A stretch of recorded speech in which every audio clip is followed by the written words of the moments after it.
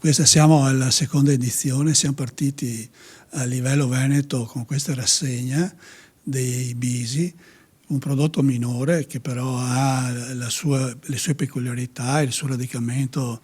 nel territorio. Abbiamo visto l'entusiasmo delle Proloco partecipanti, ormai sono 7 le manifestazioni un po' in tutte le province del Veneto, che vogliono valorizzare, continuano pur nelle difficoltà a coltivare questo prodotto e a utilizzarlo in cucina in maniera ottima. Ed è anche l'occasione quest'anno per rilanciare anche un altro progetto dell'Umpli Veneto, che è quello del riconoscimento delle DECO, delle denominazioni comunali, perché sono già stati riconosciuti dai comuni ben 3 DECO riguardanti i bisi di Lumignano, i bisi di Pozzolo, i bisi di Peseggia,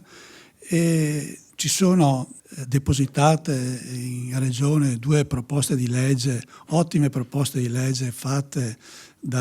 una dal consigliere Milena Cecchetto e l'altra dal consigliere Silvia Rizzotto, che meriterebbero di essere portate avanti, e noi ci auguriamo che oggi sia anche una giornata di riflessione su questo, in virtù anche di una recente sentenza della Corte Costituzionale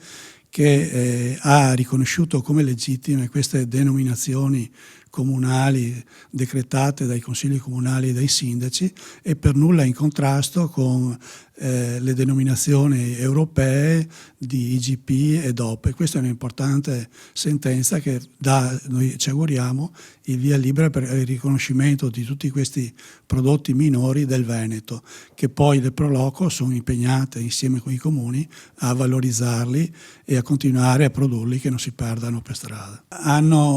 Sicuramente è un prodotto che ha una storia, che ha una tradizione in quei territori dove viene prodotto, e parlavamo anche prima con i sindaci ma anche con i presidenti di Proloco, e il fatto che ci siano queste manifestazioni, questi riconoscimenti incita, rivive un po' l'ambiente, e allora non solo i contadini, non solo gli agricoltori li coltivano, ma un po' oggi in questi paesi dove sono riconosciuti anche negli orti, nelle piccole, nelle famiglie, e questo vuol dire salvaguardare il patrimonio anche culturale del Veneto.